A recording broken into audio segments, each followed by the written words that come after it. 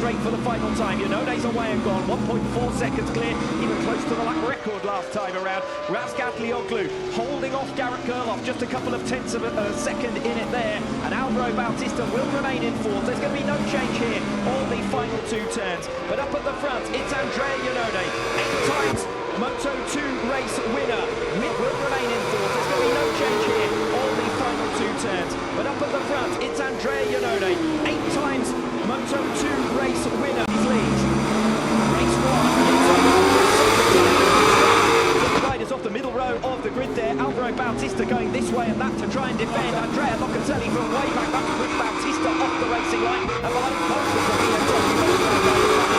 also making startling progress in the early stages of this restarted race one. Iannone once again leads.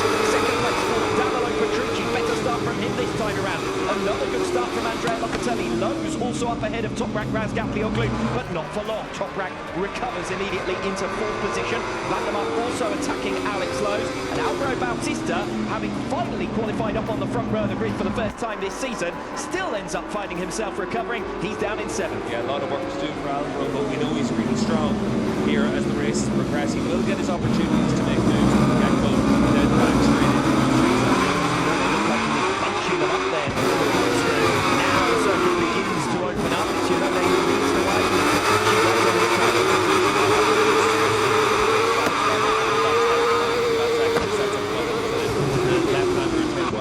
Not quite close enough, but again, Iannone visibly slower as they go. That with Locatelli just able to pick up bike lengths on Petrucci and he's braking zone as well. But Loca really aggressive here on lap 1. He knows he's got a chance. Andrea Locatelli up into the podium places, but he might well be vulnerable. This is where Toprak Razgatlıoğlu turn up into the podium positions as they come towards turn 16 for the first time. Heavy braking zone and Razgatlıoğlu is indeed through. Andrea Locatelli back to the inside line, comes off that fourth position against Alex Lowe's.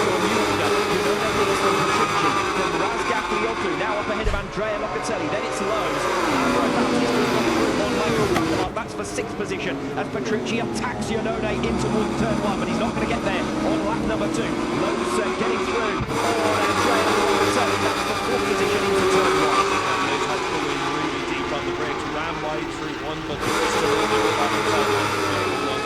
Petrucci preparing himself for a move here. He might look in towards turn 5 if the door is opened by Andrea Iannone. Not quite close enough through their next opportunity is turn 7. Yeah, Toprak is going to be close enough on this lap to try and attack something down in towards turn 12. Davide Petrucci needs to get through as swiftly as possible on Andrea Iannone here, because otherwise the door will open for Razgatlioglu to pass the pair of them.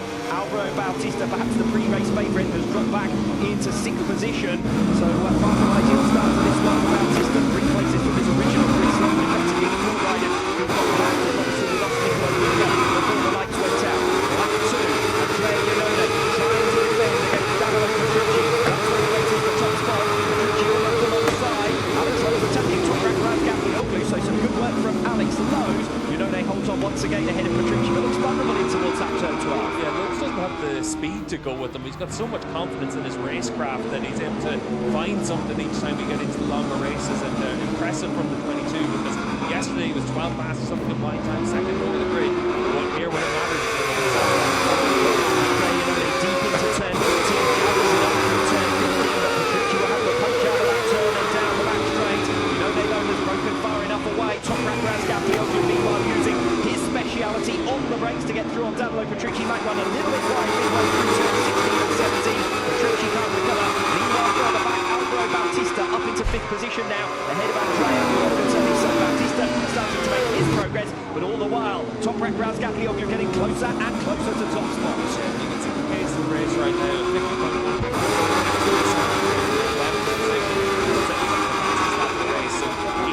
Bunching up this group at the front. Ever closing on Andrea Iannone. He's making his progress quite nicely. Bautista's got to be careful here. Vandermark starting to drop back up ahead as Razgatlioglu fends off Danilo Petrucci. Petrucci trying to attack back as well here for 2nd position. Yeah, Danilo's got a lot of confidence in what he's been able to do in recent rounds. Top scorer in the last 2 rounds, and he knows that this is another chance to be able to fight for a podium, so he wants to go with Toprak and try and attack back. Such is the sluggish pace at the head of the field. Axel Bassani was the fastest man on the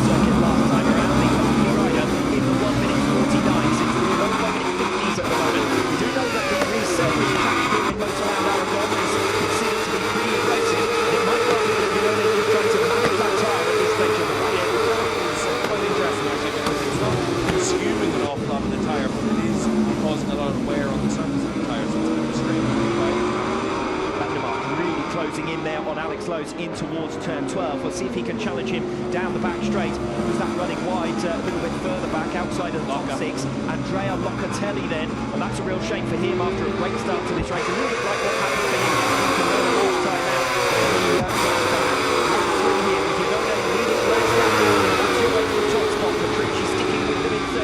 Toprak has got good speed down the back straight in this race. Just to say very quickly, when we're at this stage, who would have been reason for so projected? We know he's on the Toprak is, and suddenly you lose one in Cremona, you lose one in Portimao, potentially really lost that chance of being able to fight in the championship. And more than likely you lose a double-figure score in this race as well. As things stand, well, it will be 33 points behind, and you just don't see him recovering that in only 8 races. Razgatlioglu is attacking for the lead here. Well, Van der Mark is not a fast driver in this group. Van der Mark is a real smoke-letting bottom rider, and he knows that when you've got the chance to get to the front, you have to hit the front, because you're better off to fall backwards as the race progresses than having that tyre to progress through. Well, Alvaro Bautista with the opposite approach, of course, half a second a lap slower at the moment than Iannone, the race leader.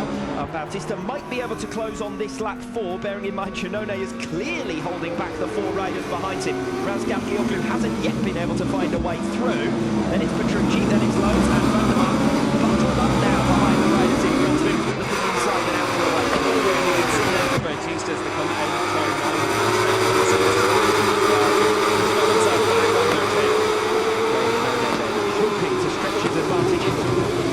Taking hotspots. Is he just managing this race to perfection at the moment? For these riders at the front, the pace just isn't quite there, so it means that you're able to bring everyone together. You need to take your opportunity ahead in front and break away, but Iannone's doing a good job to be strong where he needs to be strong, which is the exit in the next corner to make sure you're just ahead of each other. Makes his move on Alex Lowe's position. Running on board with Alex Lowe's, it looks as though he was just about able to hold on. Down the back straight, Razgatlioglu pulls to the inside line, and the reason that Van der Mark has not got through on Alex Lowe's is that Alvaro Bautista has now got through on him from his position. You can see Gerald up there in 7th position, Honda's 8th and 9th, just keeping that watch and break at the back of the group as well. So it's close there between the top 9 positions. And only 2 seconds covering the lead 9 as we come into lap number 5. Alex Lowe's then in 4th position with Alvaro Bautista behind him. Michael Van der Mark having been picked off last lap around, now coming under pressure from Garrett Gerloff, who was the fastest of the leaders last time around. 149.510 from Garrett Gerloff, so good pace as Alex Lowe's hassles and harries Danilo Petrucci. Sniffs a podium here, Alex Lowe's, and he's going to make his lunge. Petrucci makes a fair number of his own, to be fair, and Alex Lowe's with some nice work there to get back up into the rostrum places. Moved into turn 5 there from Lowe's up to the top of the hill, and able to now try and scamper off after Toprak.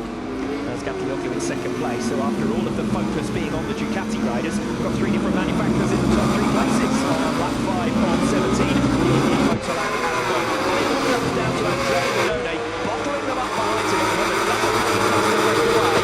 Razgatlioglu ever menacing in 2nd position, just half-break walk out of the bottom. On the brakes down into 16th, 8 seconds slower than the riders at the back of this group, so it does give you an indication of how much time these just keeping back from. Danilo Petrucci coming in from distance back in towards turn 12. That's broken the field slightly. Razgatlioglu with a bit of daylight behind him now to Danilo Petrucci, and Alvaro Bautista in the mix, having moved steadily back up the order after losing those 4 places on the opening lap. He now sits in 5th position, and this is the fate of the race, isn't it? Bautista new personal best for him last lap around. He's attacking the Kawasaki that we know is a few tenths of a second slower down the back straight. Meanwhile, this is the closest Razgatlioglu has been to Iannone, and he makes his lunge into turn 16 on lap 5. He can't get it stopped, and Iannone answers straight back. But Go 11 Ducati leads once again, and has led every lap so far, but barely. Razgatlioglu 2nd, Petrucci in 3rd, Alvaro Bautista getting through nicely there on Alex Lowe. Still less than a second covering your lead 5. Your personal best last time around for Iannone, so it's starting to increase a bit.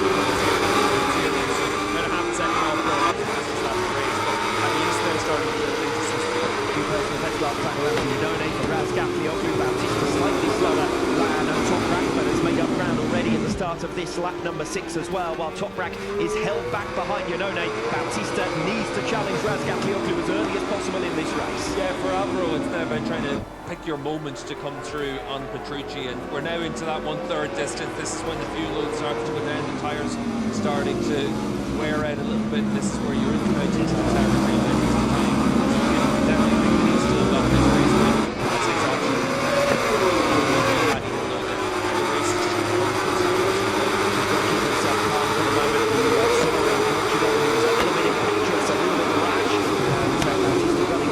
from fourth position, and so comes under attack once again from Alex Lowe's. Petrucci, meanwhile, on the tail of Toprak Razgatlıoğlu. Obviously had his hat-trick last time out, Danilo Petrucci, but didn't get to race Razgatlıoğlu on that occasion. He's got a good fight on his hands here.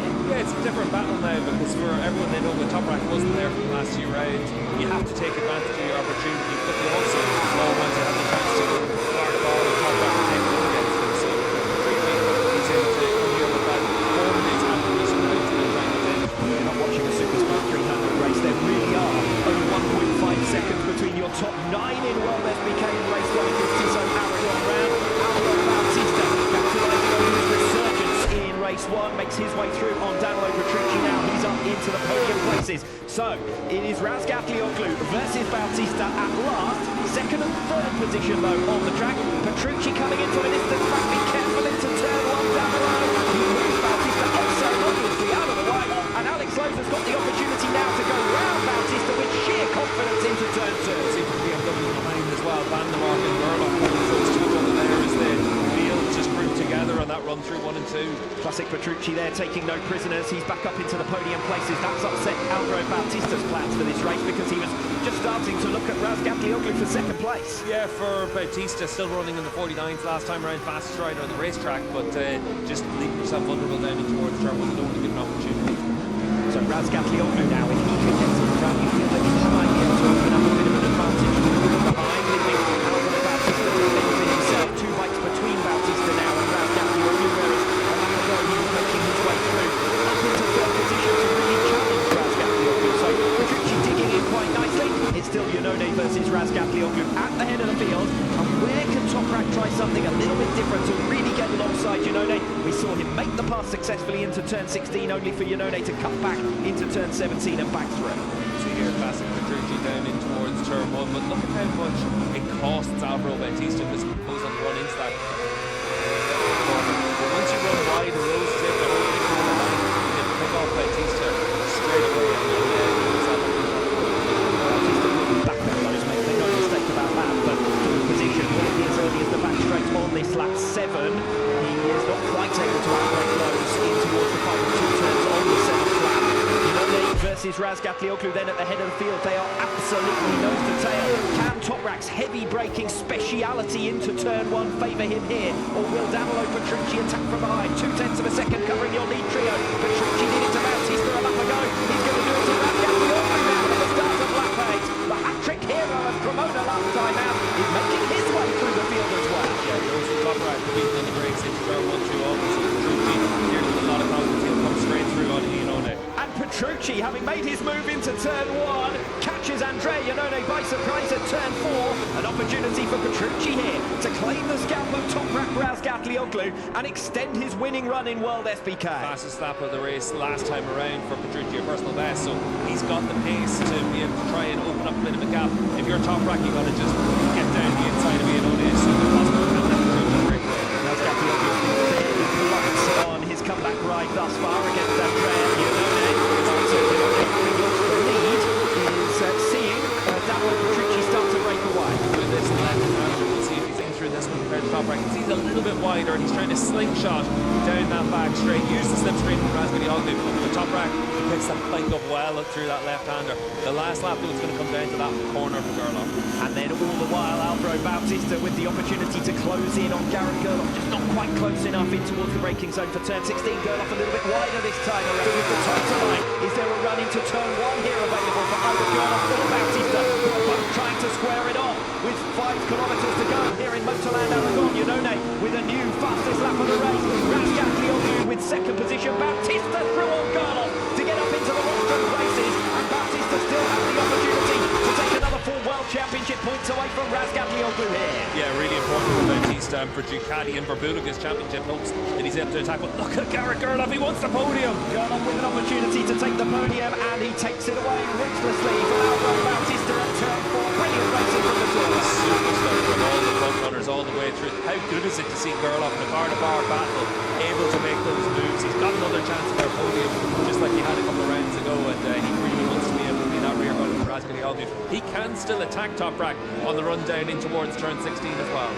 Yes, Garrett Gerloff, a podium finisher in race 2 of the French round, was as high as 4th on Sunday in Cremona, but he's just recovered 3rd position, having dropped to 4th behind Alvaro Bautista. Bautista will try to have the final say into turn 16 for the final time, but I don't think he's close enough. Look at how fast Gerloff is compared to Toprak rather than Bautista. He will pull back and look at the right way through the long left hand for turn 10 and 11. Bit of a moment though, coming through turn 12, I think, for Garrett Gerloff, looking a bit of ground compared to Toprak, and Bautista also closing in 3/10 of a second, separating the three of them.